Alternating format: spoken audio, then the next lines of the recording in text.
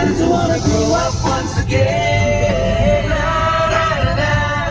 Na na na na na na na na na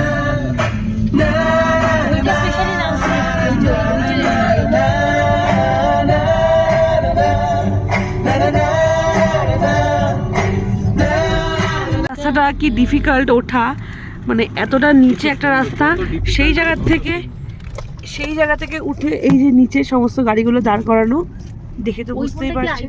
এইবার এই যে হনুমানজির মন্দিরে যাব, এতটা তো সহজ পথ হলে হবে না। সিমলার জাক্কু টেম্পলের দিকে আমরা আস্তে আস্তে এগিয়ে যাচ্ছি। আপনাদের মেন গল্পটা ওপরে গিয়ে বলছি, আগে মন্দিরটা দেখুন, মন্দিরটা দেখে নিয়ে তারপর আমরা ওপরে যাব, ওখানে গিয়ে বলবো। এটা একটা খুবই হিস্টোরিক্যাল প্লেস, হ্যাঁ, তো দেখতে থাকুন। এটা হচ্ছে টিকিট কাউন্টার, 20 রুপিস করে এখানে নেবে।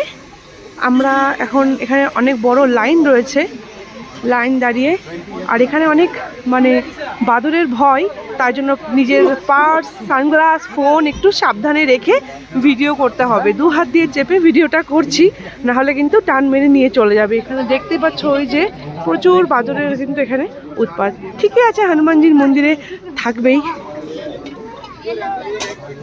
টাইমিং আছে সকাল 8:30 থেকে রাত 8টা অবধি। এটা টিকিট কাউন্টার, এবার এখান থেকে টিকিটটা কেটে নিয়ে আমরা ওপরে উঠবো। আমাদের টিকিট কাটা হয়ে গেছে, এখন স্কেলেটারে করে আমরা ওপরে যাব, যেহেতু অনেকটাই ওপরে, তার জন্য এই যে মন্দিরের চারিপাশে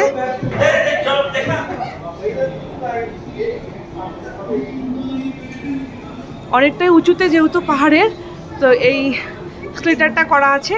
সব থেকে সুবিধা, না হলে না অনেকটাই কষ্ট হয়ে যেত আর কি আমাদের। এই যে একটা ফ্লোরে আমরা উঠেছি, এরপরে আমাদের আরও অনেকটা উঁচুতে উঠতে হবে। দেখো একবার সিঁড়িটা, তাহলে বুঝতে পারবে স্কেলেটারে করে যে কতটা উঁচুতে মন্দিরটা। উঠে পড়ি।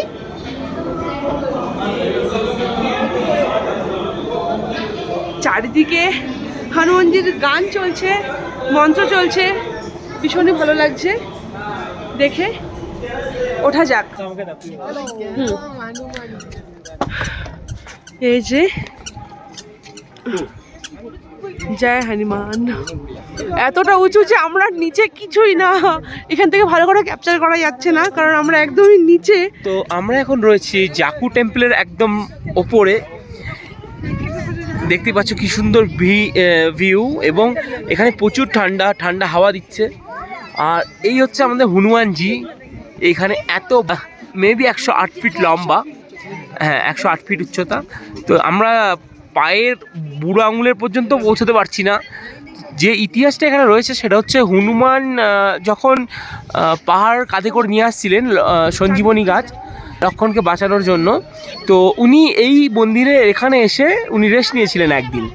উনি একদিন রেস্ট নেওয়ার পরে পরের দিন সকালে 4টের সময় আবার এখান থেকে রওনা দেন। তো এখানেই সেই মন্দির গড়ে উঠেছে, এটা হচ্ছে জাক্কু টেম্পল। এবং এখানে সবথেকে বড় ব্যাপার হচ্ছে, এখানে এখন পর্যন্ত হনুমান বাদরের খুবই বলতে পারেন অত্যাচারও বলতে পারেন, কারণ এখানে রামের মন্দিরে হনুমান থাকবে, এটা তো স্বাভাবিক ব্যাপার। আর এই যে দেখতেই পাচ্ছেন এখানে রয়েছে। তো আপনি যদি ফোন ভালো করে না ধরেন বা মানি পার্স কিছু সানগ্লাস না ধরেন, তাহলে ওনারা কিন্তু নিয়ে চলে যাবে ওগুলো, পরে খাবার দিলে তারপরে ফেরত দেবে।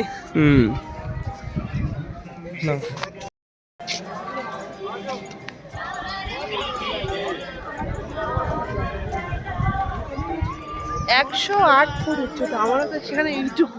সত্যি এই যে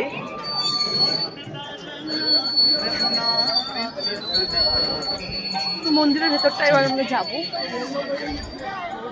ভয় লাগছে ফোনটা এভাবে নিয়ে করতে, কখন ছ মেরে এসে নিয়ে নেবে।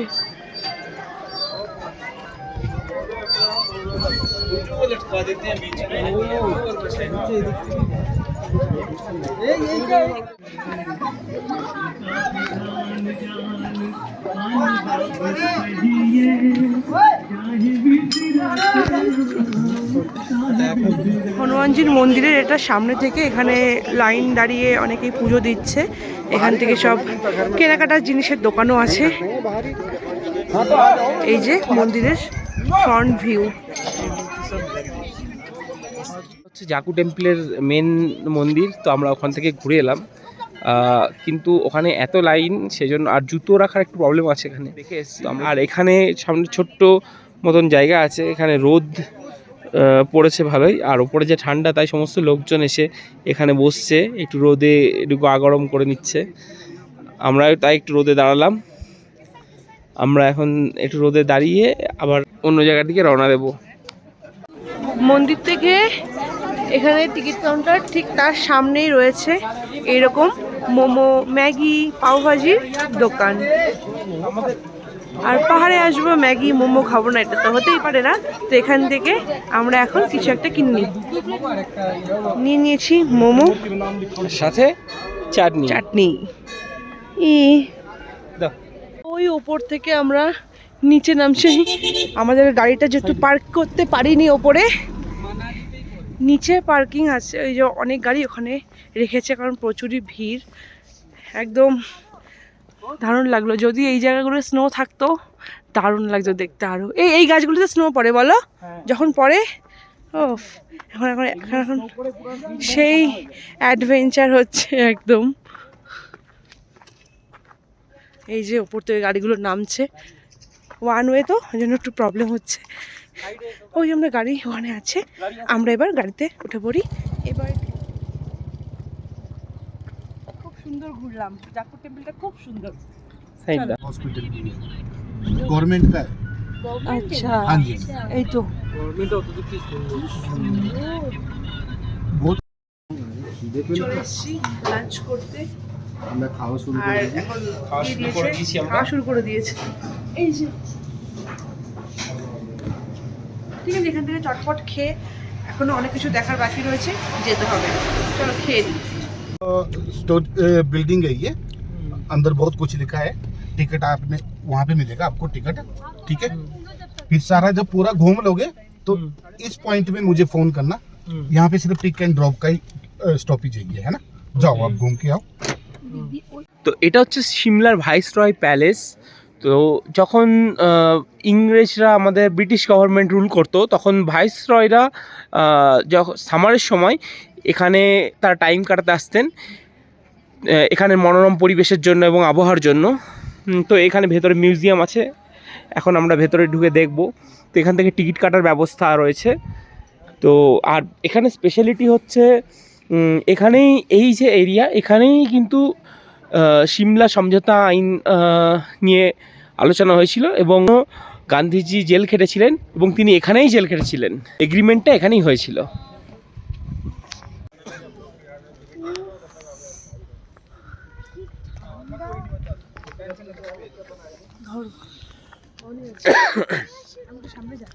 তো আপনারা দেখতে পাচ্ছেন এই বিল্ডিংগুলো কিন্তু সেই প্রাচীনকালেই তৈরি।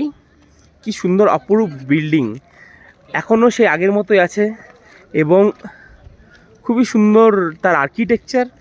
সবথেকে সুন্দর ব্যাপার হচ্ছে এই বিল্ডিং থেকে আপনি যে ভিউটা দেখতে পাবেন, সেই ভিউটা ঠিক এই রকম।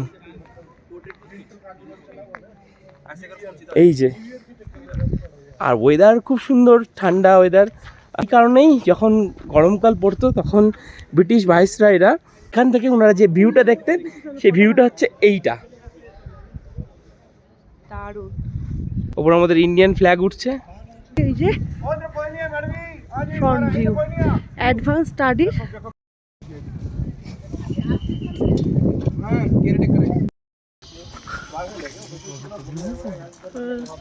এটা হচ্ছে ওয়াচ টাওয়ার, এখান দিয়ে পুরো পাহাড়ের সব কিছু এখান থেকে দেখা যেত। এই দিকটায় সূর্যাস্ত কিন্তু অনেকটা পরে হয়, প্রায় 7টা 6:30টার পর। তো এখন ম্যালের দিকে এগিয়ে যাচ্ছি, রাস্তায় প্রচুর রোদ, একটু এই রোদে একটু বসতে হবে। এখানে বসি, আর ম্যাল থেকে নিচের এই ভিউটা। এখন আস্তে আস্তে আমরা যাব কালীবাড়ির দিকে। কালীবাড়িতে যাওয়া যাক। মাংকি এমনভাবে উঠে এসছে, বাপরে বাপ, ভয় পেয়ে গেছি। ওরে, যে রাস্তাটা দিয়ে আমরা এলাম আমাদের হয়ে গেছে অবস্থা খারাপ। এই যে মন্দিরের এখানে দাঁড়িয়ে আছি, এই যে এখনো উঠতে হবে। এদিকে একটা সিঁড়ি ছিল কিন্তু ওরা সোজা যাচ্ছে, সোজা হয়ে যাব উপরে। এই যে বাপরে, হয়ে গেছে। আমার কথা শুনে বুঝতে পারছো আশা করি কেমন হাঁপিয়ে গেছি। উফ, এই যে কালীবাড়ি, সামনেটা গিয়ে বাদর আছে, এখানেও প্রচুর বাদরের উৎপাত সব জায়গায়। চলে এসছি, জুতো ঘর আছে, এখানে জুতো খুলে মন্দিরে প্রবেশ করা যাবে। আমরা ওখানে জুতো খুলে চলে আসলাম মন্দিরের ভিউ সামনের থেকে। চারিদিকটা এবার মন্দিরটা ঘুরবো, তার আগে এই যে মন্দিরের সামনে থেকে সামনের পাহাড়ের ভিউটা। এখানে সানসেট হচ্ছে, আকাশটা খুব ভালো লাগছে।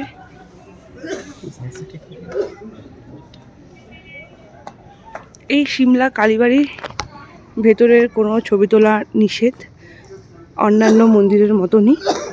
আর এই কালীবাড়ির মেন প্রসাদ কিন্তু নকুলদানা। আর এই যে কালীবাড়িতে কিন্তু এখানে থাকা খাওয়া সব কিছু যায়, তো এখানে লেখা আছে, আপনাদের সঙ্গে শেয়ার করব সেটা। আর এই সিমলা কালীবাড়িটা 1823 সালে এখানে স্থাপিত হয়েছিল।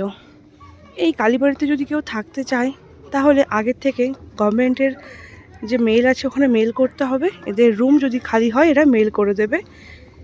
সমস্ত যে ডাইনিং হল আছে এখানটায়, যারা থাকতে চায় তাদেরকে এখান থেকে হয়তো খাওয়া দাওয়া করানো হয়। চলুন, আমরা এবার মন্দির থেকে বেরিয়ে গেলাম। আর এই মন্দির থেকে বেরিয়ে এখানে পুজো দেওয়ার জন্য প্রচুর প্রসাদী এখানে পাওয়া যায়। আর এই সাইডে পুজো দেওয়ার জন্য সব কিছুর মালা, ধূপ, পুজোর কিছু জিনিসপত্র সবই এখানে রয়েছে। এবার আমরা মেল রোডের দিকে এগিয়ে যাচ্ছি। ওরে বাপরে, ওই যে মাংকি, কি বলবো, শহরটা পাহাড় পর্বত শহর পেরিয়ে উনি ওখানে আছেন।